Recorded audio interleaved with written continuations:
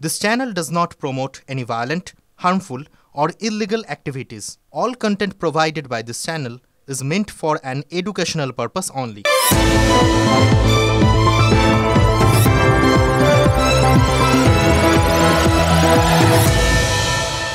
কোথা হইতে কি হইয়া গেল, দস্যুর বন্দুক মোহনের হাতে আসিয়া গেল। পুরো দস্যু মোহনের গল্প, তাই না?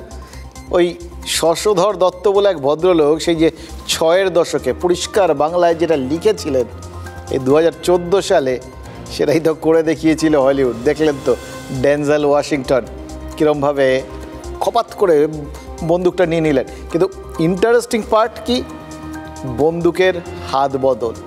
শশধর দত্ত লেখার অত বছর পর হলিউডের দ্য ইকুয়ালাইজার সিনেমায় এরকম একটা দৃশ্য তৈরি হলো।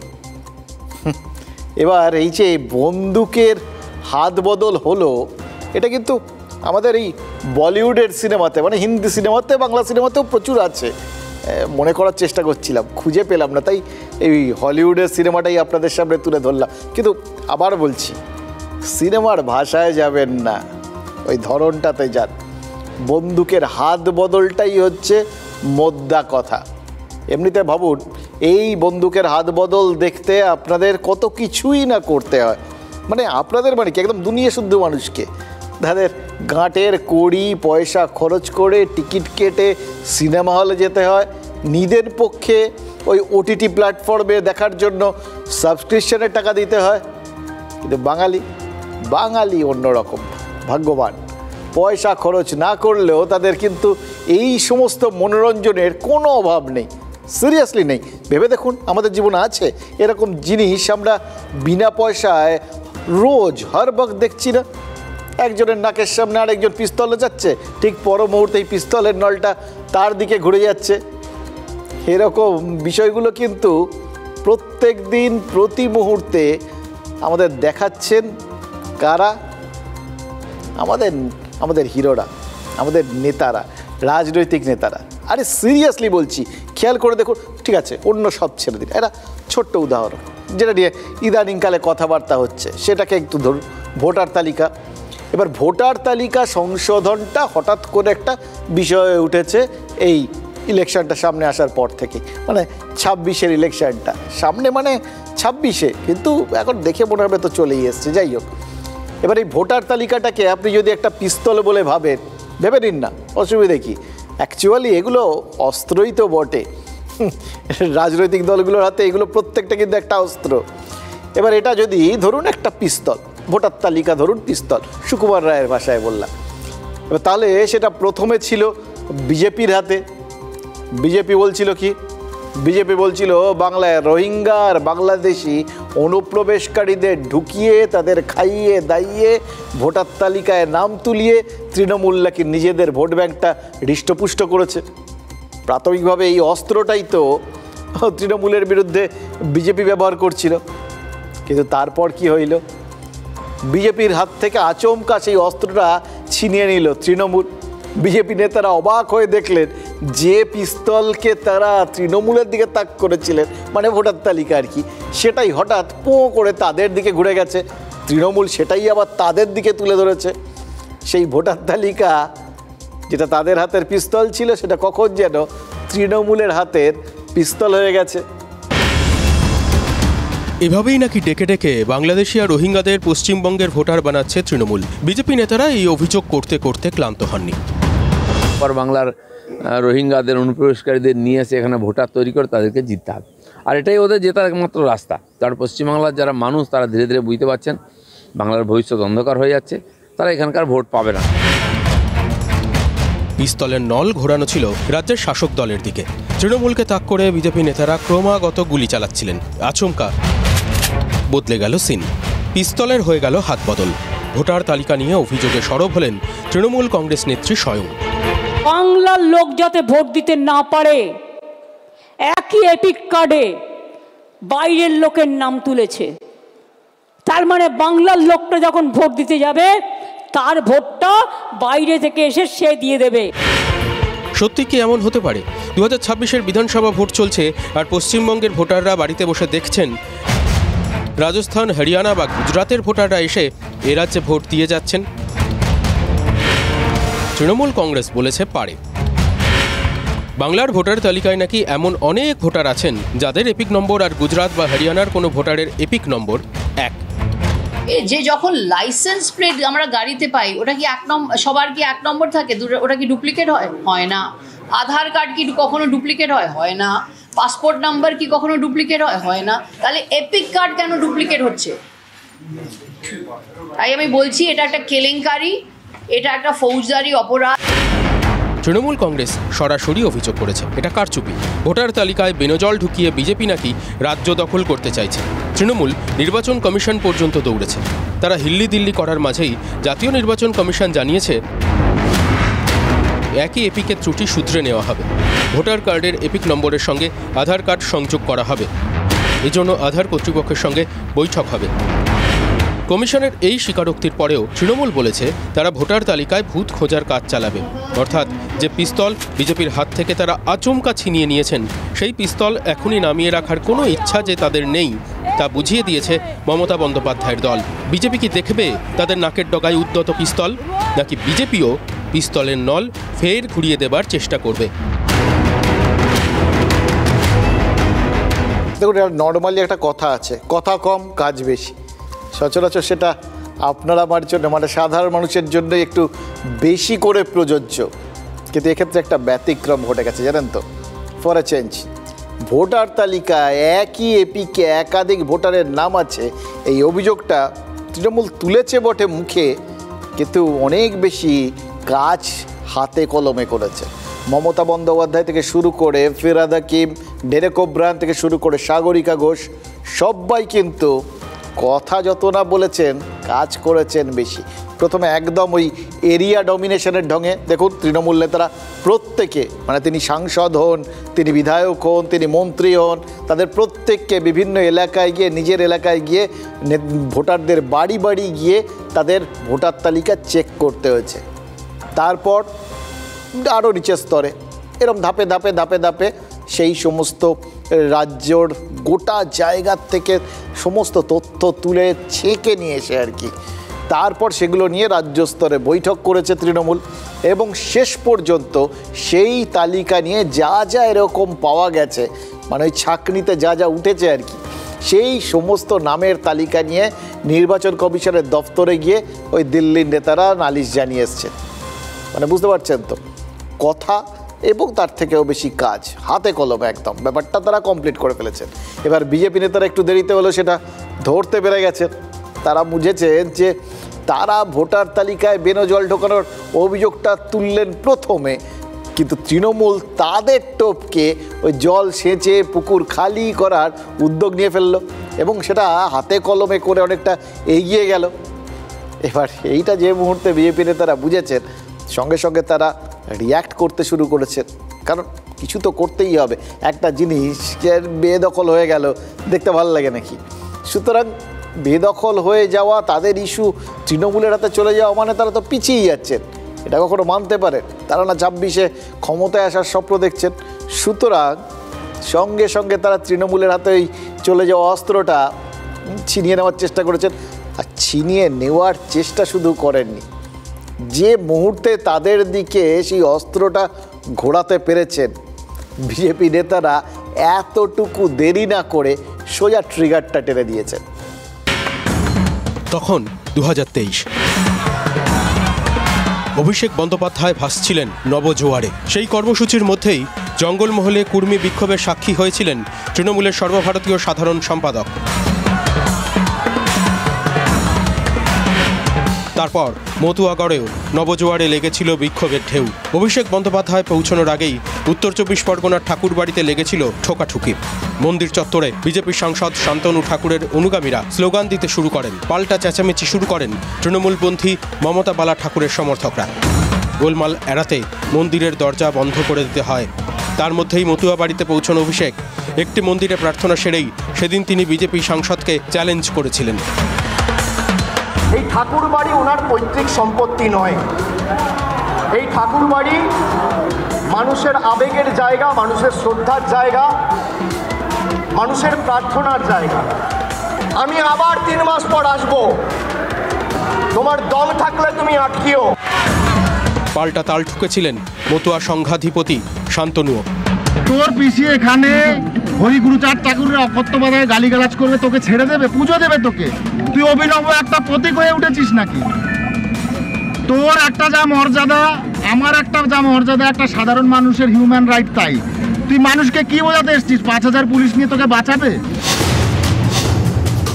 পঞ্চায়েত ভোটের আগে কম রাজনীতি হয়নি মতুয়াদের নিয়ে। পঞ্চায়েত ভোট পার করে 24 লোকসভা ভোটেও একই ঘটনা ঘটেছে। এবার সামনে বিধানসভা ভোট। মতুয়ারা নিঃশব্দে আবার কি রাজনীতির বোড়ে হয়ে উঠছেন? মমতা বন্দ্যোপাধ্যায়ের নির্দেশে নতুন এক পদ্ধতি, একটা প্লয়, একটা ষড়যন্ত্র শুরু করেছে। নদিয়া সহ বিভিন্ন এলাকায়, বিভিন্ন জেলায়, আমাদের বনগাঁ জেলাতেও এই ধরনের নোটিশ হিন্দুদেরকে পাঠানো হচ্ছে, যেখানে বলা হচ্ছে নট ইন্ডিয়ান সিটিজেন। দেখুন পরিষ্কার করে, নট ইন্ডিয়ান সিটিজেন, এবং তাকে বলা হচ্ছে যে তুমি প্রমাণ করো যে তুমি ইন্ডিয়ার সিটিজেন। এই মমতা বন্দ্যোপাধ্যায় বলেছিল বাংলায় যারা বাস করে তারা সবাই নাকি নাগরিক। সিএতে তাদেরকে অ্যাপ্লাই করতে দেয়নি, বলেছিল সিএতে অ্যাপ্লাই করবেন না, আপনার নাগরিকত্ব চলে যাবে। আজকে সেই ফাঁদে ফেলে মমতা বন্দ্যোপাধ্যায় এদেরকে নাগরিক নয়, মমতা বন্দ্যোপাধ্যায়ের প্রশাসন, ভিডিও, তারা নোটিশ পাঠাচ্ছে যে আপনি ইন্ডিয়ান নাগরিক নন, আপনি ভোট দিতে পারবেন না, ভোটার লিস্ট থেকে আপনার নাম কেটে বাদ দেওয়া হবে। সুকান্ত মজুমদারের কথায় দুটো সুনির্দিষ্ট এলাকার নাম, এক নদিয়া আর 2 বনগাঁ। কেন? পশ্চিমবঙ্গে 20% বেশি মতুয়া ভোট রয়েছে। 39টি বিধানসভা আসনে মতুয়া ভোট ফ্যাক্টর। তার মধ্যে নদিয়া জেলায় 10টি আসন রয়েছে। উত্তর 24 পরগনায় বনগাঁ সহ 9টি আসন। দক্ষিণ 24 পরগনা ও পূর্ব বর্ধমান মিলিয়ে আরও 20টি আসনে মতুয়ারা ফ্যাক্টর। তৃণমূল নেত্রীর মুখে ছিল সংখ্যালঘু ভোটারদের নাম, যাদের এপিকের সঙ্গে ভিন রাজ্যের ভোটারদের এপিক মিলে যাচ্ছে বলে কমিশনকে জানিয়েছিল তৃণমূল কংগ্রেস। পাল্টা বিজেপি রাজ্য সভাপতির মুখে সেই আসনগুলোর কথা যেখানে হিন্দু ভোট ফ্যাক্টর, বিশেষত নমশূদ্র মতুয়া সম্প্রদায়ের ভোট রয়েছে যেখানে।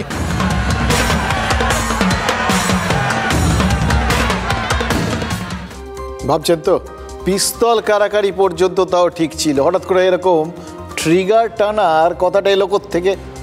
সুকান্ত মজুমদারের কথাগুলোকে একটু তলিয়ে যদি দেখেন না, তাহলেই বুঝতে পারবেন কখন পিস্তলের ওই ট্রিগারটা টেনে দেওয়া হয়েছে আর কেন হয়েছে। আসলে ওই বক্তব্যের দুটো দিক আছে। প্রথমত, এটা তৃণমূলের স্ট্র্যাটেজির পাল্টা একটা স্ট্র্যাটেজি। ওই ভুতুরে এপিক নিয়ে রাজ্যের শাসক দল যে অভিযোগ করছে, বিজেপি তার পাল্টা দিতে গিয়ে আসলে তাদের ব্রহ্মাস্ত্রটা একেবারে প্রয়োগ করে দিয়েছে। ধর্মীয় মেরুকরণ সেটা তো নিঃসন্দেহে তাদের সেরা অস্ত্র, আপনারাও জানেন। তাই তারা ওই হিন্দু ভোটারদের নামই বেছে বেছে বাদ দেওয়া হচ্ছে বলে অভিযোগ করে গোটা বিষয়টাকে কি করলেন, ওই হিন্দু মুসলিম অর্থাৎ ধর্মীয় ভেদাভেদের চেনা ছকে নিয়ে গিয়ে ফেললেন। আর দ্বিতীয়ত, সুকৌশলে একটা বড় ভোট ব্যাংককে একটা বার্তা দিয়ে ফেললেন। বার্তাটাও তো বুঝতে পারছেন, সোজা কথায় তাদের মাথায় বন্দুক ঠেকিয়ে নিজেদের ভোট ব্যাংক বাঁচানোর জন্য দরদাম করছে তৃণমূল। হিন্দুদের মাথায় বন্দুক ঠেকানো হচ্ছে, তাদের যে কোনো সময়ের নাগরিকত্ব চলে যাবে। এবার এইটা দেখে হিন্দুরা যেহেতু বিজেপির ভোট ব্যাংক বলে বিজেপি মনে করছে, তাই তারা ভাবছে যে তাদের ভোট ব্যাংকের ওপর চাপ তৈরি করে তাদের এই ভোটার তালিকা নিয়ে উচ্চাটন করাটা বন্ধ করতে চাইছে তৃণমূল। কারণ সেক্ষেত্রে তৃণমূলের যেটা ভোট ব্যাংক অর্থাৎ সংখ্যালঘু ভোট ব্যাংক, সেটার ওপর আবার হাত পড়বে। সুতরাং একটা সুন্দর শান্তিপূর্ণ সহাবস্থান সেটা করার জন্য দুপক্ষই কিন্তু নিজের নিজের ভোট ব্যাংককে বাঁচানোর জন্য একটা চাপ সৃষ্টি করছে, এবং প্রত্যেকেই কিন্তু ওই ধর্মীয় ভেদাভেদের একটা ব্রহ্মাস্ত্র মেরে দিচ্ছে। এই যে জবের থেকে জানেন তো আগে কি ছিল, আগে দুটো সুপার পাওয়ার ছিল গোটা বিশ্ব জুড়ে, একদিকে আমেরিকা আর একদিকে রাশিয়া, আপনারা জানেন। এবার এই দুটো দলই সবসময় যুদ্ধ দেয়, এ ওকে মারলেই পারলেই মারে, ও ওকে পারলেই মারে, এরকম একটা ভাব ছিল।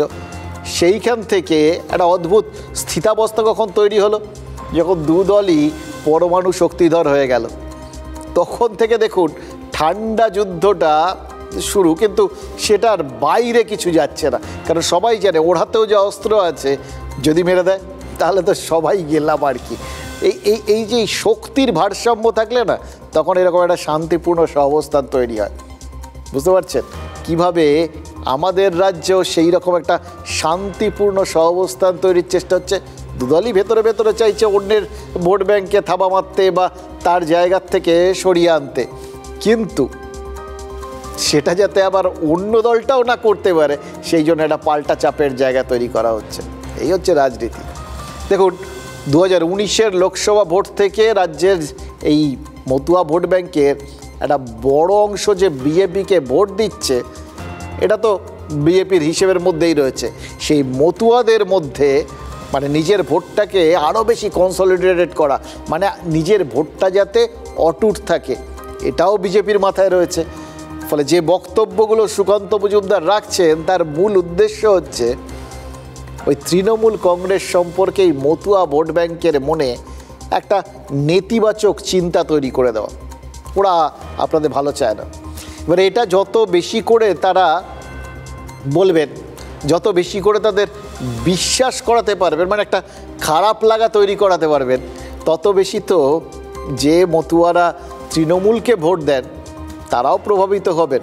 সেটাই তো সুকান্ত মজুমদাররা চাইছেন, বোঝাতে চাইছেন যে তৃণমূল কংগ্রেস রাজ্য প্রশাসনকে ব্যবহার করে বেছে বেছে হিন্দু ভোটারদের বা তাদের ভোটার তালিকার থেকে চেটে ফেলার ব্যবস্থা করতে চাইছে, যাতে চাপে পড়ে এই অনুপ্রবেশকারীদের সম্পর্কে প্রশ্ন তোলাটা বন্ধ করে দেয় বিজেপি। এবার এই অভিযোগটা তো শুধু মুখে করেননি সুকান্ত মজুমদার, কেন্দ্রীয় স্বরাষ্ট্রমন্ত্রী অমিত শাহর কাছে গিয়ে সুনির্দিষ্টভাবে অভিযোগটা জানিয়েও এসছেন। এবার সুনির্দিষ্ট একটা অভিযোগ জানাতে যাবেন আপনি কার কাছে? না, স্বরাষ্ট্রমন্ত্রীর কাছে। এবার এটা যখনই যাবেন তখন তো আপনি হাওয়ায় কোনো অভিযোগ জানিয়ে আসতে পারবেন, আপনার কাছে তো কিছু তথ্য প্রমাণ থাকতে লাগবে, মানে ডেটা আর কি। নাহলে তো সেটা ব্ল্যাঙ্ক ফায়ার হয়ে যাবে, তাহলে তো তার নিজেরই মুখ নষ্ট হবে, তাই না? সেটা যাতে না হয় সেই জন্য কি করলেন বিজেপি নেতৃত্ব? তারা অবশ্য এক্ষেত্রে তাদের বিশেষ ওই তথ্য প্রমাণ খোঁজার জন্য ওই তৃণমূল নেতাদের মতো বাড়ি বাড়ি যেতে হয়নি। তারা অনেকটা ভাগ্যবান এই সমস্ত ব্যাপারে। ওই ডেটা মানে তথ্য তাদের বাড়ি বয়ে চলে এসছে, মানে প্রায় কিছু না করেই তারা তথ্য হাতে পেয়ে গেছেন। উত্তর 24 পরগনার ওই বাগদা বিধানসভার উপনির্বাচনে জিতেছেন তৃণমূলের মধুপর্ণা ঠাকুর। বিজেপি সিটটা হাতছাড়া করেছে। এবার বিজেপি সেখান থেকেই ধরেছে, ওই বাগদাতেই নাকি বেছে বেছে মতুয়াদের বাদ দেওয়ার কাজ শুরু হয়েছে বলে অভিযোগ উঠছে। এবার বাগদার শলক গ্রামের বাসিন্দা কল্পতরু বিশ্বাসের অভিযোগ যে তারা ভারতীয়, সেটা তারা জানেন, বিশেষত লোক জানেন, কিন্তু হঠাৎ করে প্রশাসন নাকি সেটা ভুলে মেরে দিয়েছে। ফলে তারা যে ভারতীয় সেটা প্রমাণ করার জন্য নাকি বিডিও অফিস থেকে তাদের কাছে চিঠি এসেছিল, নাগরিকত্ব প্রমাণে কাগজপত্র জমা দিতে বলা হয়েছিল। এবার দেখুন, এই কল্পতরু বিশ্বাসরা এরা সব পরিযায়ী শ্রমিক, কল্পতরু তার ভাইরা এরা সবাই ভিন রাজ্যে কাজ করেন। ফলে যে মুহূর্তে, এটা তো বড় বালাই, তারা যদি কোথাও গিয়ে এদেশের নাগরিক নন এটা প্রমাণ হয়ে যায় তাহলে আর রইল কি? ফলে যে মুহূর্তে খবর পেয়েছিলেন, যে যেখানে ছিলেন তড়ি ঘড়ি সেখান থেকে ছুটে এসেছিলেন, তারপরে তথ্য প্রমাণ কাগজপত্র নিয়ে বিডিও অফিসে গেছিলেন। এবার খোঁজ নিতে গিয়ে দেখা গেছে কল্পতরুরা একা নন, বাগদার আরও অনেক পরিবারের কাছে ওই বিডিও অফিস থেকে নাকি নাগরিকত্বের প্রমাণ চাওয়া হয়েছে। অর্থাৎ প্রয়োজনে একটা কেস স্টাডিকে উদাহরণ হিসেবে তুলে ওই স্বরাষ্ট্রমন্ত্রীর কাছে পেশ করার একটা সুযোগ বিজেপি পাচ্ছে, পেশ করার মতো তথ্য তাদের হাতে এসে গেছে। এবার এটা মানে হাতে যে মুহূর্তে তথ্য আছে সেটা জেনে বিজেপি আরও নিশ্চিন্তে মনে আক্রমণ সাজাচ্ছে। এবার যেখানে সুকান্ত মজুমদার কেন্দ্রীয় স্বরাষ্ট্রমন্ত্রীর সাথে দেখা করছেন, তখন বাংলাতেও তো তারা একই সঙ্গে, মানে হাতে তথ্য প্রমাণ থাকলে, কনফিডেন্স থাকলে তখন কি হয়, একটা সামগ্রিকভাবে 360 ডিগ্রি চারপাশ থেকে একটা আক্রমণ সানানো যায়। এক্ষেত্রেও তাই হয়েছে। সুকান্ত মজুমদার যাচ্ছেন কেন্দ্রীয় স্বরাষ্ট্রমন্ত্রীর সাথে দেখা করতে, তার কাছে অভিযোগ জানাতে, আর বাংলায় বিরোধী দল নেতা শুভেন্দু অধিকারী তিনি আবার রাজ্য প্রশাসনকে লক্ষ্য করে এই নির্দিষ্ট মানে একদম সুনির্দিষ্ট আর কি সেই তথ্য প্রমাণগুলোকে ফায়ার করছেন। অর্থাৎ ধোঁয়া দেখে আগুনের আন্দাজ নয়, আগুন যে সত্যিই আছে সেটা তারা প্রতি পদে বুঝিয়ে দিতে চাইছেন। আমাদের 18 নোটিশ আছে, তাতে লেখা আছে নট সিটিজেন ইন্ডিয়া। আমি প্রাইমারি স্কুল থেকে পড়াশুনো করে বনগাঁ কলেজ অবধি পড়াশুনো করেছি, সব এক্সচেঞ্জ কার্ড সবই আমার এখানে। জমির কাগজ, আমার বাবার নামে জমি, আমার বাবার নামে বাড়ি, আমরাও জমি জাতি কিনেছি, সেসব দেখালাম। তোর দলে থাকি বলে আজকে এরকম করতে হবে নাকি? আমার মনে হচ্ছে আমাদের এই সরকার দেখছে ভোটের জন্য এখন যে তোলপাড় চলছে, কিছু কাজ আমাদের করে দেখাতে হবে। সেই কাজ করে দেখাতে গেলে গিয়ে কিছু ভালো ভালো মানুষ যাদের কোনো ভোট বাদ যাবার কথা নয়, ঠিক তাদেরকে বাড়ি বাড়ি বেছে বেছে নোটিশগুলো পাঠানো হচ্ছে। এই জায়গায় যারা সবই তো উদ্বাস্তু, ওদেশ থেকে আসা মানুষের সংখ্যা বেশি, এখন তো সবাই তাই। কে কার বিরুদ্ধে অভিযোগ জানাবে? এক্ষেত্রে আইন খুব পরিষ্কার, যে সেকশন ফর্ম 7 অবজেকশন দেবে তাকেই প্রমাণ করতে হবে যে ইনি ভারতবর্ষের নাগরিক নন। প্রমাণ করার দায়িত্বটা যার বিরুদ্ধে অভিযোগ সে নয়। ভিডিও বাগদাকেও হুঁশিয়ারি দিচ্ছি, আপনি এদের ডাকা বন্ধ করবেন। আপনি কি কোনো চিঠি পাঠিয়েছেন হেয়ারিং এর জন্য? হেয়ারিং কি হচ্ছে তাদের? আপনারা কি হেয়ারিং এ স্যাটিসফাইড যাদের হেয়ারিং করাচ্ছেন? আমি সুস্পষ্টভাবে বলছি, বিজেপির এই অমিত শাহর সঙ্গে মিটিং আরও বেশি করে প্রমাণ করলো যে আসলে এখনকার সময় ভোটার লিস্ট তৈরি হয় ইউনিয়ন হোম মিনিস্ট্রি থেকে তাদের নির্দেশে। প্রতিটা পাড়ার ভোটার লিস্টে অসংখ্য হিন্দুর নামও জাল ভোটার হিসেবে তৃণমূল ঢুকিয়ে রেখেছে এবং সেই ভোটগুলোতে তৃণমূল জিতছে। এই নামগুলো বাদ যাওয়া দরকার, নাকি এগুলো হিন্দু নাম বলে এগুলোকে রেখে দিতে হবে? একই অঙ্গে অনেক রূপের মতো একই অস্ত্রের কত রূপ দেখলেন। একই ভোটার তালিকা, সেটা নিয়ে আলাদা আলাদা দলের আলাদা আলাদা কৌশল। এক মুহূর্তের জন্য কিন্তু কেউ কাউকে থিতু হতে দিচ্ছেন না। নির্বাচন কমিশনে না গিয়ে বিজেপি কেন কেন্দ্রীয় স্বরাষ্ট্রমন্ত্রকে যাচ্ছে, তার কারণটা কি? বা তার মানে কি যে ভোটার তালিকা সরাসরি বিজেপি নিয়ন্ত্রণ করে? এই প্রশ্নগুলো তো তুলে দিচ্ছেন জয়প্রকাশ মজুমদার। গোটা বিতর্কটা কিন্তু তার মানে দেখুন, সবাই নিজের নিজের কমফোর্ট জোনে, মানে যেটা তার শক্তির জায়গা, সেই জায়গাটায় ঢুকিয়ে দিতে চাইছেন। জয়প্রকাশ মজুমদার যে মুহূর্তে এই প্রশ্নগুলো তুলেছেন, অর্থাৎ বিজেপি তারা সেন্ট্রালি, মানে যেহেতু সেন্ট্রাল গভর্নমেন্টে রয়েছে, তারাই এই ভোটার তালিকা নিশ্চয়ই নিয়ন্ত্রণ করে, নইলে সুকান্ত মজুমদার কেন অমিত শাহের কাছে কমপ্লেন জানাতেন? এটা বলার মানে গোটা বিতর্কটাকে জয়প্রকাশ মজুমদার ওই কেন্দ্র আর রাজ্যের টানাপোড়েনের চেনা গলিতে ঢুকিয়ে দিলেন। এবার ঢুকিয়ে দেওয়া মানে নিজেদের কমফোর্ট জোন, আর ঢুকিয়ে যখন ফেলেইছেন তখন আমরাই বা কী করে এক জায়গায় দাঁড়িয়ে থাকি? বিভিন্ন দিকে ইস্যু ঢুকে পড়ছে। সুতরাং চলুন আমরাও তার পেছনে পেছনে দৌড়ে বেড়াই, আর সেই কথাগুলো বলেই ফেলি যে কথাগুলো আজ না বললেই নয়।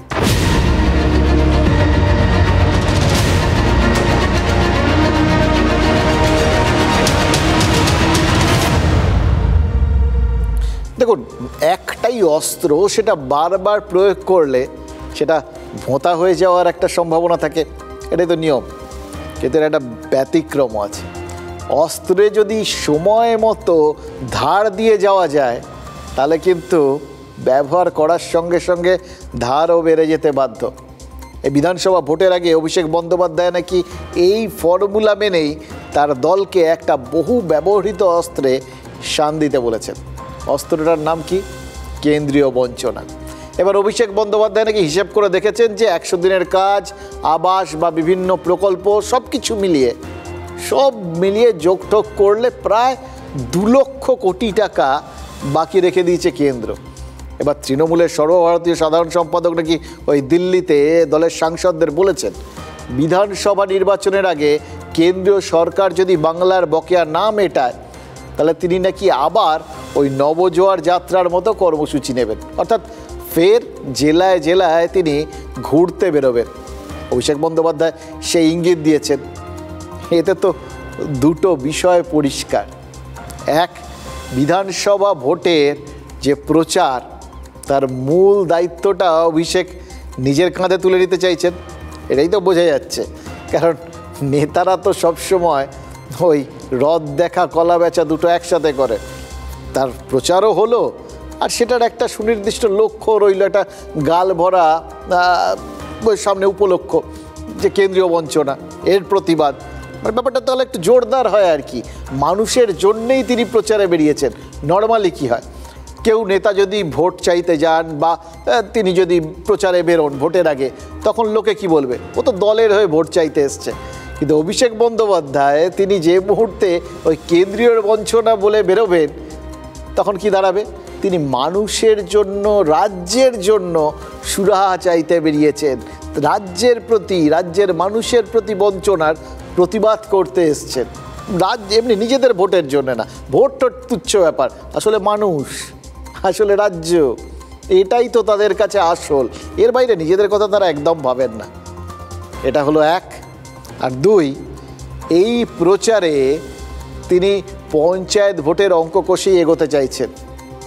কারণ তিনি দেখেছেন পঞ্চায়েত ভোটের আগে তাদের যে প্রচার, সেই প্রচারটা মানুষ নিয়েছিল, মানে খেয়েছিল আর কি।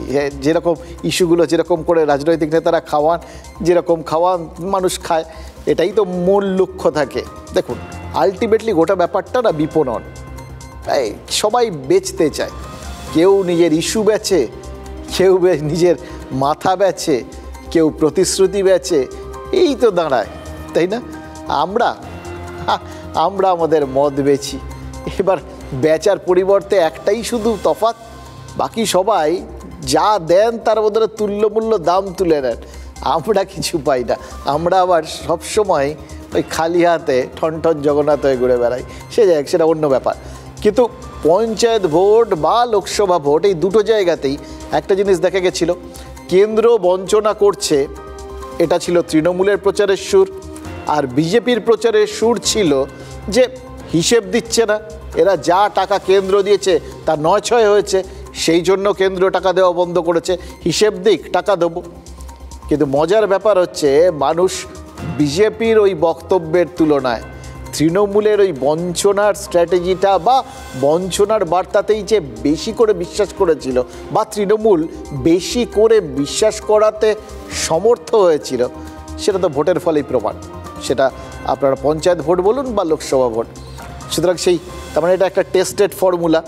সেই টেস্টেড ফর্মুলাটাই ওই জন্য অভিষেক এবার এই বিধানসভা নির্বাচনের আগে আরেকবার ব্যবহার করার চিন্তাভাবনা করে নিয়েছেন। এবং ভাবনা চিন্তা করেছেন শুধু নয়, একই সঙ্গে সেটাকে কাজে লাগানোর কাজও শুরু করে দিয়েছেন। ধরুন, গ্রাম উন্নয়ন মন্ত্রকের যেটা সংসদ বিষয়ক স্ট্যান্ডিং কমিটি, সেই কমিটিতে তৃণমূলের সাংসদ সামিরুল ইসলাম রয়েছেন। সেই কমিটি এমন একটা সিদ্ধান্ত নিয়েছে যে কোথাও গিয়ে বাংলার প্রাপ্য কেন্দ্রকে মিটিয়ে দিতে বলছে। আবার তারপর মথুরাপুরের সাংসদ বাপি হালদার, তিনি সংসদে ওই গ্রাম উন্নয়ন মন্ত্রকের কাছে টাকা চেয়ে সরব হয়েছেন। কিন্তু বিষয়টা তো সেটা না। চাইছেন তো খুব ভালো কথা, চাইলেই কি আর পাওয়া যায়? তৃণমূল চাইলেই যদি টাকা পাওয়া যেত, তাহলে অভিষেক বন্দ্যোপাধ্যায়কে তো আর সুর সপ্তমে তুলে ওই হুঁশিয়ারি দিতে হতো না। আর সেটা যখন তাকে করতে হচ্ছে, তখন আরও কিছু কারণ আছে বই কি। প্রথম কারণ, কেন্দ্রীয় মন্ত্রিসভার সংঘবদ্ধ লাইন। আজ কেন্দ্রীয় স্বরাষ্ট্রমন্ত্রী বলেছেন যে ইউপিএ জমানার থেকে অনেক বেশি টাকা এখন বাংলাকে দিচ্ছে কেন্দ্র, তাও বাংলার সরকার সন্তুষ্ট হচ্ছে না। আর লোকসভায় কেন্দ্রীয় গ্রাম উন্নয়ন মন্ত্রী পরিষ্কার করে দিয়েছেন, বাংলার সরকার হিসেব না দিলে টাকা দেওয়া হবে না। অর্থাৎ কোথাও গিয়ে বিজেপি কিন্তু নিজেদের জায়গাতে অনড়। মানে দেখুন, এই একই বক্তব্য লোকসভা ভোটের আগেও তাদের ছিল, পঞ্চায়েত ভোটের আগেও ছিল, সেইটা মানুষকে তারা বিশ্বাস করাতে পারেনি। কিন্তু বিজেপির এইটা কিন্তু বিশেষত্ব, তাদের একটা স্ট্র্যাটেজি যদি একবার কাজে না লাগে বা ব্যর্থ হয়, তারা কিন্তু তৎক্ষণাৎ সেটাকে ছেড়ে দিয়ে নতুন স্ট্র্যাটেজির সন্ধানে দৌড়য় না, সেটাকেই বারবার ব্যবহার করে। শুধু যেটা চেষ্টা করে সেটা ধারটা ক্রমশ বাড়াতে। এবং তারা মনে করে যে এই স্ট্র্যাটেজিতে কিন্তু তারা প্রত্যেকটা রাজ্যে সাফল্য পেয়েছে, সেটা উত্তরপ্রদেশ হোক বা মহারাষ্ট্র। দেখুন, শিবরাজ সিং আজ লোকসভায় পরিসংখ্যান পেশ করে বলেছেন গত কয়েক বছরে কোন খাতে তারা কত টাকা বাংলার সরকারকে দিয়েছেন, এবং সেই সমস্ত টাকা খরচের কোনো হিসেবই তো তারা হাতে পাননি। তাদের দিয়ে দিক, সুনির্দিষ্টভাবে দিয়ে দিক, কারণ সংসদে তো যদি তাদের হাতে চিঠিপত্র থাকতো, হিসেব যেগুলো রাজ্য সরকার পাঠিয়েছে সেগুলো থাকতো, তাহলে তা দেখাতে পারতেন, দেখাতে পারছেন না। তৃণমূল সাংসদরাও বলতে পারছেন না কোনটার হিসেব তারা দিয়েছেন। ফলে একটা জিনিস কিন্তু তৃণমূলও বুঝতে পারছে, জানেন তো, কেন্দ্রীয় গ্রাম উন্নয়ন মন্ত্রকের টাকা বাংলার পাওয়ার চান্স খুব কম, কারণ সবার একরা। আর তাই তারা সেই রাস্তাটাই নিচ্ছেন যে রাস্তাটায় তারা আগে হেঁটেছেন। টাকা পাবো না, ভোট তো পাবো, মানুষের সমর্থন তো পাবো, মানুষের মন তো পাবো, ঠিক আছে, সেটাই তো আসল। ফলে তারা যে রাস্তাটা নিচ্ছেন সেটা সেই বিরোধিতার রাস্তা, রাজ্যে তারাই শাসক, কিন্তু বিধানসভা ভোটের প্রচারটা বিরোধীর ভূমিকাতেই শুরু করতে চাইছেন তৃণমূলের সর্বভারতীয় সাধারণ সম্পাদক। কারণ তিনিও জানেন তাদের দলনেত্রীর যে বিরোধী ইমেজ সেটাই বাংলার মানুষ পছন্দ করে। তাই গোটা তৃণমূলের শরীরী ভাষাটাই যদি ওই বিরোধিতার সুরে আজ অভিষেক বেঁধে দিতে চান তাহলে খুব ভুল করছেন কি। रीता प्रताप बनर्जी एआईटीसी के, उन्होंने कहा कि हमें फंड कम दिया गया है। यूपीए सरकार जिसमें ममता जी थी, इससे 367% ज्यादा फंड भारतीय जनता पार्टी की सरकार ने। मान्यवर, उनको सुनना है क्या? आप प्लीज मुझे संरक्षण दीजिए, उनको बिठाइए। Honourable members, please take your seat. This is not our culture. Bengal में सरकार बदली, पार्टी बदली, मगर वॉकआउट करने की परंपरा नहीं बदली। कम्युनिस्ट भी करते थे, ये भी करते हैं। तमिलनाडु हो या पश्चिम बंगाल हो, माननीय अध्यक्ष महोदय, मोदी जी के नेतृत्व में इस सरकार ने कभी किसी राज्य के साथ भेदभाव नहीं किया। ये कंप्लायंस पूरी कर दे, ये सरकार कोई भेदभाव नहीं करेगी। বাঙালি বিরোধী লোক বাঙালিকে কোন বাংলায় কোনো উন্নয়ন করতে দেবে না। আজ বলে গেলাম, শিবরাজ চৌহান, নরেন্দ্র মোদী জেনে রাখুন, 2026-এ 30টা সিটও আপনারা পশ্চিম বাংলায় পাবেন না।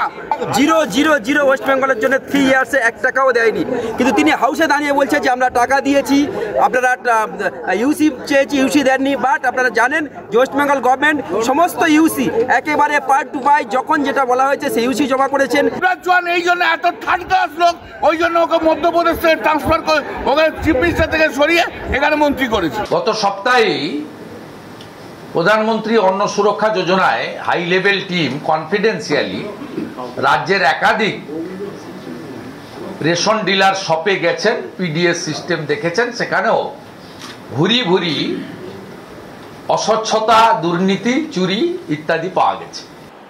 যে প্রকল্পের হিসেব দেয়নি, শুধু সেই প্রকল্পের টাকাই বন্ধ হয়েছে। তো ভাই, এটা তো সিস্টেম, আপনি টাকা নেবেন, হিসেব দেবেন না। চুরি করবার জন্য তো টাকা দেয়নি, ঠিক করেছে, বন্ধ করেছে। কে কল্যাণ বন্দ্যোপাধ্যায় কেন্দ্রীয় মন্ত্রীকে থার্ড ক্লাস মন্ত্রী বলেছেন, এবার সেটা নিয়ে বিতর্ক হচ্ছে।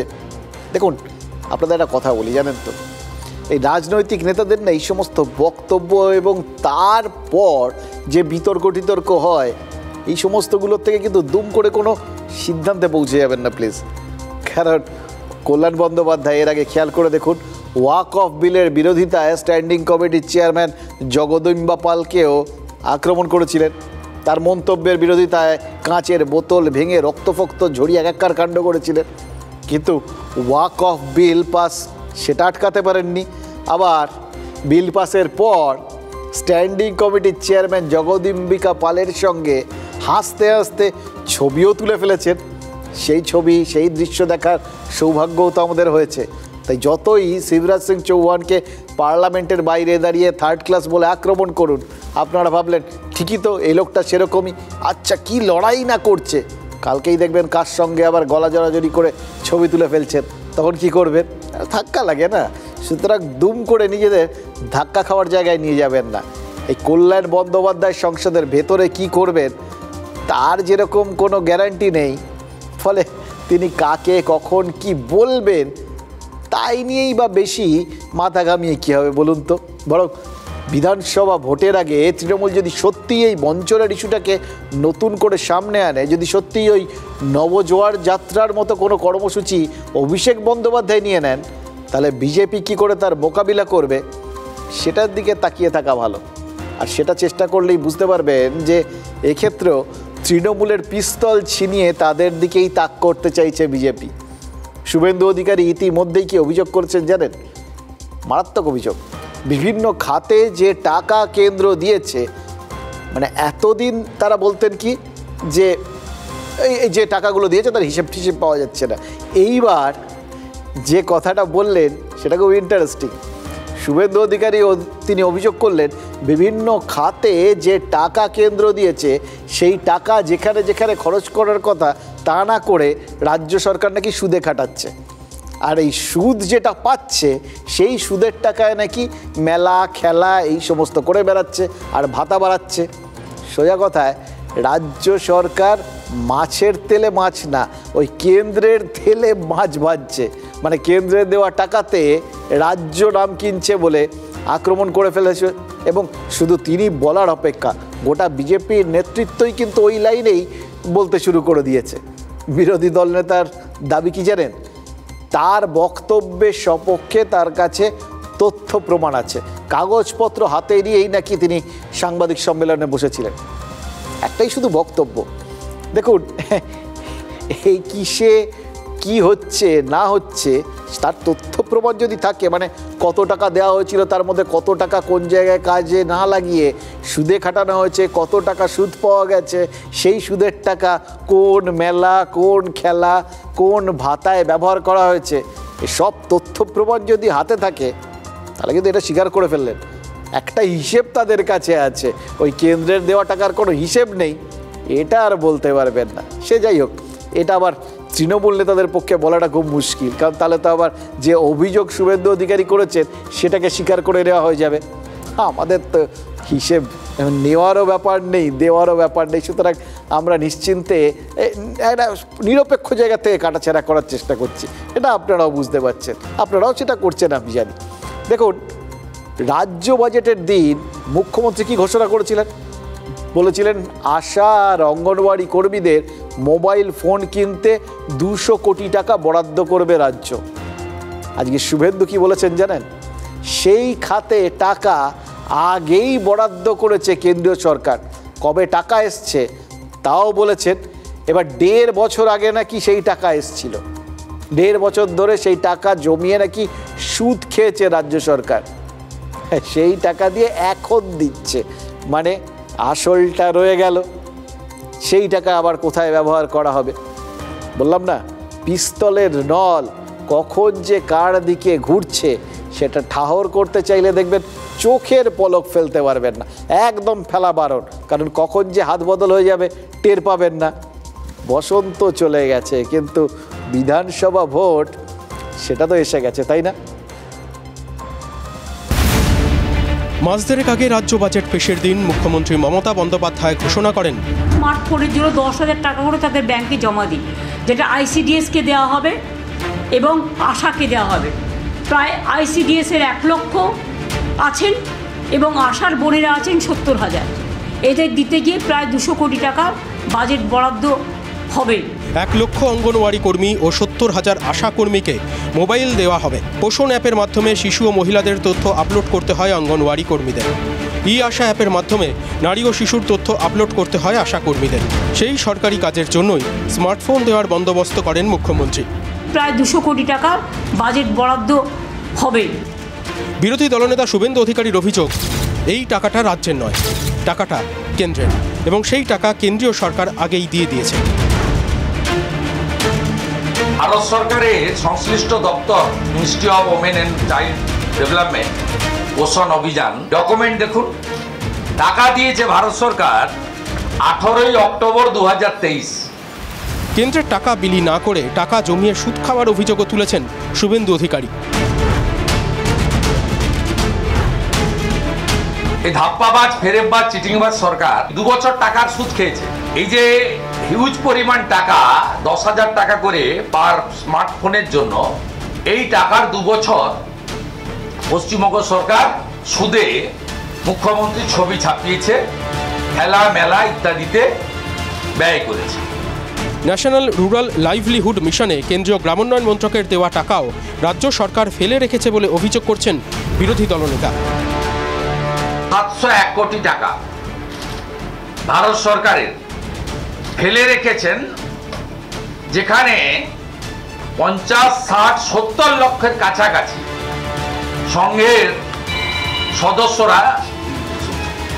সংঘের সদস্যদের টাকা দেওয়ার কথা। 23টা জেলা মিলিয়ে 701 কোটি টাকা পড়ে থাকার সপক্ষে রাজ্য সরকারেরই নথি তুলে ধরেছেন বিরোধী দলনেতা। এবং এখানেও গরিবের হাতে টাকা না পৌঁছে অ্যাকাউন্টে রেখে সুদ খাওয়ার অভিযোগ করেছেন শুভেন্দু অধিকারী। সুদের টাকা কোথায় খরচ তা নিয়েও বিস্তর অভিযোগ করছেন বিরোধী দলনেতা। এর দুটো কারণ আছে। একটা হচ্ছে সুদটা নিয়ে যাওয়া, যেমন 8 কোটি টাকা নিয়ে লন্ডনে গেছেন WVIDC থেকে। আরও কিছু কাজ আছে, খেলা মেলা, শ্রী শ্রী জগন্নাথ ধাম কালচারাল সেন্টারের উদ্বোধন, তো এগ্রিমেন্ট হয়েছে প্রতীক জৈনের সঙ্গে 161 কোটি টাকা তার পেমেন্ট, এবং উদ্দেশ্য হচ্ছে ডিসেম্বর জানুয়ারিতে ছাড়া, MCC চালু হওয়ার আগে বা MCC চালু হলে। বাস্তব কথা, সেগুলোকে বিভিন্ন খাদে রাখছে বা সেখান থেকে একটা সুদ হোক যাই হোক সেখান থেকে একটা ইন্টারেস্ট নিয়ে ওটা অন্যান্য খাতে খরচ করছে। বাংলার মানুষ খুব ভালো করে জানে, বিশেষ করে গরিব মানুষরা, যে কিভাবে তাদের প্রাপ্য টাকা আটকে রেখে বাংলার গরিব মানুষের পেটে লাথি মেরে বিজেপি এখানে হেরে যাওয়ার শোধ তুলেছে। এক খাতের কেন্দ্রীয় বরাদ্দ অন্য খাতে খরচ করার ভুরি ভুরি অভিযোগ রাজ্যের বিরুদ্ধে আগেও উঠেছে। এবার নতুন অভিযোগে শান দিচ্ছে প্রধান বিরোধী দল। কেন্দ্রের বিরুদ্ধে বঞ্চনার অভিযোগ বনাম বঞ্চনার টাকায় সুদ খাওয়ার অভিযোগ। রাজ্য রাজনীতি সরগরম। আচ্ছা, আপনাদের একটা কথা বলে রাখি, মানে এই কোটি কোটি টাকার কথা শুনে মাথা ভোবো করছে আমি জানি, আমাদেরও করে, কিন্তু একটা জিনিস ভুলবেন না, এর প্রত্যেকটা টাকা কিন্তু আপনার আমার টাকা, সবই আমাদের করের টাকাই, এই ঘর থেকে ও ঘর, মানে কার টাকা যে কে কাকে দেয় আর কে কোথায় দেয় ভগাই জানে, আপনি আমি শুধু ভেবে মরি। যাই হোক, কিন্তু দেখুন একটা জিনিস তো পরিষ্কার, যা দেখছি তৃণমূল বঞ্চনার অস্ত্র আমদানি করছে আর বিজেপি পাল্টা সেই বঞ্চনার অস্ত্রে সুদ খাটানোর অভিযোগ জুড়ে দিচ্ছে, মুখে বন্দুকের নলের মুখে তারা পাল্টা ছিপি আটকে দিচ্ছে। অর্থাৎ বিজেপির ঘরে সুদ খাটানোর অভিযোগের আমদানি হচ্ছে। বাংলায় এই ধরনের অস্ত্রের আমদানিটা নতুন কিন্তু, কারণ এতদিন বাংলায় যে সমস্ত অস্ত্রশস্ত্র আমদানি হয়েছে বলে শুনেছি তার সবই তো মেড ইন বিহার, মানে নির্দিষ্ট করে বললে মেড ইন মুঙ্গের। জানেন তো, ওই মুঙ্গেরির পিস্তল টিস্তল এগুলো এখানে প্রচুর কালোবাজারে বিক্রি হয়, বা এখানে ওই বিভিন্ন যারা গ্যাং আর কি, গুন্ডা মস্তান যাদের পিস্তল টিস্তল লাগে, তার ওই মুঙ্গের ঠুঙ্গের থেকে ওই দেশি পিস্তল সোজা বাংলায় সেই সমস্ত আনে ঠানে, এগুলো তো আপনারা জানেন, সেই মানে দেখেননি হয়তো, শুনেছেন সবাই। এবার সেই দেশি পিস্তলের এতদিন ধরে তার মানে গন্তব্য কোথায় ছিল? বিহার থেকে বাংলা। কিন্তু বাংলা শুধু কখনো নিয়েই যাবে এটা হয়? ওই পিস্তলের নল বলেছি না, ইদানিং আর একদিকে থাকছে না, কখনো উল্টো দিকে ঘুরে যাচ্ছে, কেউ জানেন নাকি? বিহারকে খালি নিয়ে তার বিনিময়ে কিছু দেবে না, বাংলা কিন্তু অত অকৃতজ্ঞ নয়, সিরিয়াসলি বলছি, বাংলা এবার দেবেও ঠিক করেছে। অভিষেক বন্দ্যোপাধ্যায় মনে হচ্ছে এবার বিহারকে পাল্টা অস্ত্র সাপ্লাই করতে চলেছেন। হ্যাঁ, সিরিয়াসলি, অভিষেক দিল্লিতে ঘনিষ্ঠ মহলে কি বলেছেন জানেন? বিজেপি সাম্প্রতিককালে কিভাবে ভোটার তালিকায় কারচুপি করে বিভিন্ন রাজ্যের ভোটে বাজিমাত করেছে সেটা তিনি ধরে ফেলেছেন। তাই বিহারে তো সামনে ভোট, এই ভোটের আগে সেখানকার বিরোধী দলগুলোর কাছে তিনি এই ধরে ফেলা মানে বিজেপির ভোটে জেতার রহস্যটা সাপ্লাই করতে চাইছেন। অর্থাৎ ভোটার তালিকায় ভূত খোঁজার যে টেকনিকটা এ রাজ্যে তৃণমূল অ্যাপ্লাই করেছে, মানে সেটার তারা কপিরাইট নিয়ে নিয়েছে, এবার সেই টেকনিকটা এবার তারা বিহারের বিরোধী দলগুলোকে সরবরাহ করতে চাইছেন। অভিষেক বন্দ্যোপাধ্যায়ের বক্তব্য ধরলে সেরকমই মানে দাঁড়ায়। এবার বিহারের বিরোধী দল কারা? বিরোধী দল মানে হচ্ছে আরজেডি, যারা জাতীয় স্তরে ইন্ডিয়া জোটে তৃণমূলের শরিক। এবার অভিষেক বন্দ্যোপাধ্যায়ের ধারণা এ রাজ্যে ভোট আসতে আসতে তৃণমূল কর্মীরা কি ভোট ধরতে ধরতে এত চৌখস হয়ে যাবেন, খপা খপ ভূত ধরে ফেলবেন। তাই তার আগে যদি একবার ওই বিহারে একবার এই তাদের এই স্ট্র্যাটেজিটা মানে কি করে ভূত ধরবেন, ভূত কোথায় থাকে, কীভাবে থাকে এবং তাদেরকে কীভাবে ধরতে হয়, এই সহজ পাঠটা যদি একবার বিহারে পাঠিয়ে সেখানে ঝালিয়ে নিতে পারেন, তাহলে তো ব্যাস নিশ্চিন্ত, এখানে ভোট আসার আগেই তারা একদম পরীক্ষিত একটা স্ট্র্যাটেজি হাতে পেয়ে যাবেন। তাহলে তো আর তখন এ রাজ্যে ভোট ধরতে তাদের বাড়তি ঘা ঘামাতেও হবে না, মানে কতটা তারা প্রো হয়ে যাবেন, একদম প্রফেশনালের মতো হাত বাড়াবেন আর খপা খপ ভোট ধরবেন, বুঝতে পারছেন? এবার ভূত খুঁজে ভোটার তালিকা শুদ্ধিকরণের এই কাজটার পাশাপাশি তৃণমূল কিন্তু আরও একটা শুদ্ধিকরণের পথে হাঁটার ভাবনা চিন্তা করে নিয়েছে। সেটা তৃণমূল কর্তৃপক্ষ অনুধাবন করেছেন যে তাদের আসলে এ রাজ্যে তারা যতই বিজেপি বলুন, আসল প্রতিপক্ষ তৃণমূলই। তাই এবার ঝাড়া পোছা দরকার, কারণ দলের মধ্যে এত বেনজল ঢুকে গেছে, দলকে যদি সমস্যায় ফেলতে হয় তাহলে এই বেনজলগুলোই ফেলবে। ফলে এখন এই ঝাড়াই বাছাইটা খুব দরকার বলে তারা মনে করছেন। এটার পোশাকি নাম হচ্ছে রদবদল। এবার সেই রদবদল নিয়ে অভিষেক আবার দীর্ঘদিন ধরে সরব, অতীতেও বলেছেন, তালিকা দিয়েছেন, এখনও বলছেন, আবার তালিকা দিয়েছেন। এবার বিশেষ করে যারা এই লোকসভা ভোটের সময় সাবোতেজ করেছেন বা বসে গেছেন, তাদের নামগুলো ধরে ধরে তিনি তৃণমূল নেত্রীর কোর্টে পাঠিয়ে দিয়েছেন। তিনি এবার সিদ্ধান্ত নেবেন। দেখুন, আপাত দৃষ্টিতে এই যে এটা তার মানে একটা দুজনের বোঝাপড়ার ভিত্তিতে হচ্ছে, এটাই তো দাঁড়ায়। এবার সেটা যদি হয় তাহলে এই যে সাম্প্রতিককালে অধিনায়ক এবং সর্বাধিনায়িকায় এইরকম সব পোস্টার ব্যানার পড়েছিল, তার সাথে তো এটা বেশ মিলে যাচ্ছে। একজন বল বাড়াচ্ছেন আর একজন সেটা গোলে ঠেলবেন। কিন্তু এর বাইরেও একটা বিষয় আছে, বলগুলো রাজনৈতিক বল না, ফলে বলগুলোতে যদি কোনো সুইং মেশানো থাকে, মানে কোথাও গিয়ে যদি দেখা যায় যে এর মধ্যে ওই আদি বা নব্যের ফারাকটা চোখে পড়ে, মানে ধরুন এই রদবদলের তালিকায় যারা বেনজল বলে লিস্টে নাম তুললেন, সেই বেনজলের মধ্যে যদি দেখা যায় যে প্রবীণদেরই প্রাধান্য বেশি অথবা নবীনদেরই প্রাধান্য বেশি, তাহলে কিন্তু বিষয়টা শেষ পর্যন্ত কোথায় গিয়ে দাঁড়াবে সেটা বলা খুব মুশকিল। কাউকে বাদ দিতে পারবে না, কাকে বাদ দেবে? কাউকে যদি বাদ দিতে হয় তাহলে সবার আগে দলনেত্রীকে বাদ দিতে হবে।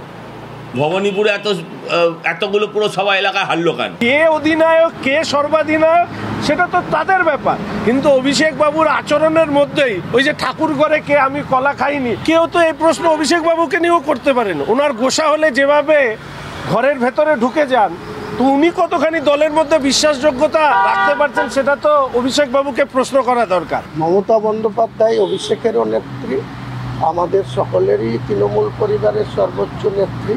কাজেই কখনো কখনো কোনো ডিসিশন নিতে গিয়ে কোনো আলাপ আলোচনার মাধ্যমে সামান্য মতবিরোধ থাকতে পারে, কিন্তু সেটা বাঙালিদের ভাষায় একটা কথা আছে, শেষ ভালো যার সব ভালো তার।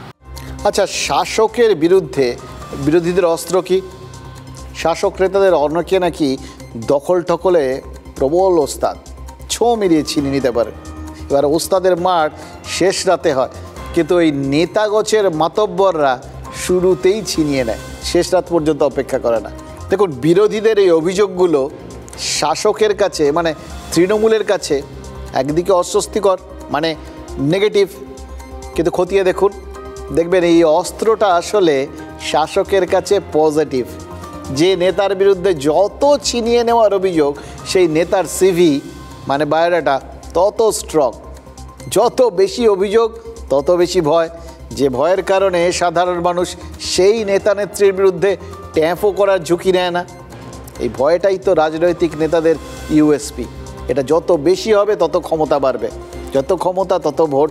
এটা তো সমস্ত রাজনৈতিক দলের নেতারাই জানেন, আর তৃণমূলের বহু নেতা তো একটু বেশি ভালো করে জানেন। আর জানে বলেই তো এলাকায় যা ইচ্ছে তাই করার একটা অলিখিত ছাড় নিয়ে নেন। বাড়াবাড়ি করলে দল হয়তো ব্যবস্থা নেবে, কিন্তু যতক্ষণ না নিচ্ছে ততক্ষণ যত পরও কামিয়ে নাও। তারপর অনুগামী যার যত বেশি তার ঝুঁকি আবার তত কম। দল খুব একটা শাস্তির পথে হাঁটবে না, এমনটাও ভেবে নেন অনেকে। নাহলে এত রদবদলের ঝুঁকি, এত শাস্তি বা ছাঁটাইয়ের সম্ভাবনা সত্ত্বেও দলের কেউ এখনও অন্যের সম্পত্তির দিকে উঁকি দেওয়ার সাহস পান কোথায় বলুন তো? এমনি বলছি না তো, এই সব তথ্য প্রমাণ ঘটনাগুলো কেস স্টাডিগুলো সামনে আছে, সেগুলো দেখেই তো বলছি। ধরুন মালদার কথা, অঙ্গনওয়াড়ি কেন্দ্রের রান্নার জায়গাটা নেই, বাচ্চা আর প্রসূতি মায়েদের রান্না বান্না হচ্ছে চেয়ে চিনতে এর ওর বারান্দায়। আর যেখানে ওটা হওয়ার কথা ছিল সরকারি খাস জমি, সেখানে মাথা উঁচু করে দাঁড়িয়ে রয়েছে তৃণমূল নেতার বাড়ি। বদরুদ্দিন শেখ, স্থানীয় তৃণমূল নেতা, তিনি নাকি ওই সরকারি খাস জমিকে নিজের ঠিকানা বানিয়ে নিয়েছেন। ওদিকে ওই জমিতে একটা অঙ্গনওয়াড়ি বিল্ডিং হওয়ার আশায় অনেক দিন ধরে অপেক্ষা করছিল স্থানীয়রা। গাজলের ধাওয়েল গ্রামে এই নিয়ে ধুন্ধুমার বেঁধে গেছে, স্থানীয়রা প্রতিবাদে নেমেছেন, বিজেপি বিধায়ক গিয়ে রাস্তায় বসে পড়েছেন। এবার এই সমস্ত কিছু হওয়ার পর সবার টনক নড়েছে। এতদিন কেউ কিচ্ছু টের পায়নি, বাড়ি হয়ে গেল, কেউ জানতো না। আচ্ছা একটা কথা বলুন তাহলে, কার মদতে কোন সাহসে খোদ সরকারি জমি একজন দখল করে ফেলতে পারে? আসলে অন্যদের সম্পত্তি হাতাতে হাতাতে হাত এত পেকে গেছে না সবার, যে কেউ আর সরকারি জমি কেউ রেয়াত করছে না। আর সরকার তো এমনিতেই আপনার আমার জনগণের মাল, সে নিয়ে নিলেই হলো আর কি। মজাটা কি জানেন, এতদিন গ্রামবাসীদের কথা কানে তোলেনি কেউ, কিন্তু যেই রাজনীতি ঢুকে পড়েছে, বিজেপি মাঠে নেমেছে, মানে বিরোধী অস্ত্র পেয়েছে, অমনি প্রশাসন বলছে এক্ষুনি ব্যবস্থা নিয়ে অঙ্গনওয়াড়ি বিল্ডিংয়ের কাজটা করে দেওয়া হবে। এটা দেখে মনে হচ্ছে না কেসটা ওই ভাঙড়ের ধস বা ওই বাড়িগুলো হেলে যাওয়ার মতো? বাড়ি হেললো, মাটি ধসলো, তবে সবার টনক নড়ল। তার আগে কারোর কিচ্ছু মনে হয়নি। এতদিন ধরে রমরমিয়ে চললো, কিছু একটা ঘটার পর সবার হুঁশ ফিরল।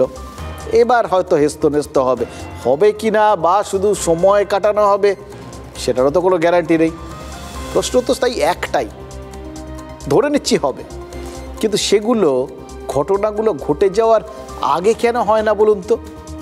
এই সেন্টারে আমি লোকের বাড়িতে রান্না করি, তো রান্না করতে দিতে চায় না, সেন্টার করতে দিতে চায় না। যখন তখন বলে আমাকে যে তোমরা এখান থেকে সেন্টারটা নিয়ে চলে যাও। একটা মানুষের বারান্দাতে সেন্টারটা চলছে, অথচ সরকারি জায়গা আছে, সরকারি জায়গাটা কোনো এক ব্যক্তি, অসাধু ব্যক্তি যার সম্পত্তি প্রপার্টি প্রচুর, তার সত্ত্বেও তাকে সেই জায়গাটা দেওয়া হচ্ছে। এই জমি স্থানীয় কিছু অসাধু ব্যক্তি আর ব্যবসায়ী মানুষ, তৃণমূল ঘনিষ্ঠ, তারা দখল করে রয়েছে। এলাকাবাসী কিন্তু আমাদের জানিয়েছে খাস জমি রয়েছে, এবং যেহেতু এখন অভিযোগ পেলাম যে কোনো লোক দখল করে রয়েছে, আমি ইমিডিয়েট বিরোধী সাহেবকে চিঠি করব থ্রু বিরোধী সাহেব হয়ে, এবং আশা করছি খুব শিগগিরই কিন্তু ভেজ জমিটা আমরা পুনরুদ্ধার করব এবং ওখানে আইসিডিএস বিল্ডিং হবে। এই জায়গাটা কার? বাবার নামে আছে। কি নাম বাবার আপনার? বাজুদ্দিন শেখ। এটা তো বলে খাস জমি। ওটা বলতে পারবো না এখন আমি। হ্যাঁ, ওটা আমি বলতে পারবো না ব্যাপার। তো এখানে এই জমিটা আপনারা দখল করে আছেন বল, কারো বা আপনার বাড়ি থেকে ঢুকে দিতে পারবো? এটা কার জমি? তো আপনার বাড়ি থেকে ঢুকে দিতে পারবো, এই কথা বলেন। কি সরল ভাবুন তো, নিজের ওটা নাকি বাবার জমি, অথচ যখন বলা হলো সরকারি জমি তখন বলছেন সে খবর নাকি রাখেন না। এবার একটা কথা বলুন, উনি বললেন আপনার বাড়িতে গিয়ে ঢুকে পড়বো, কেন অন্যের বাড়িতে ঢুকতে পারবেন না? সেটাও তো অবশ্য বাবার বিষয়, ঢুকেই তো পড়ছেন। আপনার হাতে অস্ত্র থাকলে আপনি পারবেন ঢুকে পড়তে যে কোনো জায়গায়। অস্ত্র তো দু রকমের হয়, একটা অস্ত্র মানে অরিজিনাল, মানে ওই বন্দুক বোমা এইসব, এগুলো বেরোবে, আসবে, এগুলো ভোটটা যত এগোবে ততই এই সমস্ত আস্তিন থেকে বেশি বেশি করে বেরোবে। আরেকটা অস্ত্র হলো আই কার্ড, শাসক হোক বা বিরোধী, কোনো একটা রাজনৈতিক দলের আই কার্ড। ওটা থাকলে অন্যের বাড়ি কেন, আপনি চাইলে বাংলাদেশে গিয়েও জমি দখল করে নিতে পারবেন, কারণ সীমান্তের এপার ওপার করাটাও ওই রাজনীতি করিয়ে দেবে। অরিজিনাল আই কার্ড মানে ভোটার আধার কার্ড, এই সমস্ত ওই রাজনীতির থ্রু দিয়েই পেয়ে যাবেন। কদিন আগে মনে আছে ওপারের কয়েকজন বলেছিল এপারে এসে কয়েকটা জায়গা দখল করে নেবে, আমরা কি করেছিলাম? হেসে গড়াগড়ি খেয়েছিলাম। ব্যাপারটা কিন্তু সিরিয়াসলি নিয়েছিল আমাদেরই এপারের কয়েকজন নেতা। তারা প্ল্যানটাকে নিজেদের ঘরে ইমপ্লিমেন্ট করে ফেলেছে। মানে যে কোনো ঘটনা একটা তো প্ল্যান দরকার হয়, ফুল প্রুফ প্ল্যান। আজকাল দুষ্কৃতী বা দুর্নীতিবাজ নেতারা এই ছবিগুলো একদম পারফেক্ট আঁকতে পারে, ব্লুপ্রিন্ট রেডি। একটা সময় ছবি আঁকতেন যামিনী রায়, অবন ঠাকুরের ছাত্র। যামিনী রায়ের বাঁকুড়ার বসত বাড়িটাকে হেরিটেজ করার দাবিটা আজকের তো না, এই বসত বাড়ির সংরক্ষণের দাবি বহুদিনের। সেটা কবে হবে কেউ জানেন না, কিন্তু যেটা জানা গেছে সেটা হলো ওই যামিনী রায়ের ওই বাড়িটাই এখন দখলের পথে। প্ল্যান ট্যান সব সুন্দর করে কেউ এঁকে ফেলেছে। জমি, পুকুর, বনভূমি, নদী, নালা, খাল, বিল বাকি আছে কিছু? দখল করতে করতে সম্পত্তি বোধা কম পড়িতেছে, তাই যামিনী রায় সই।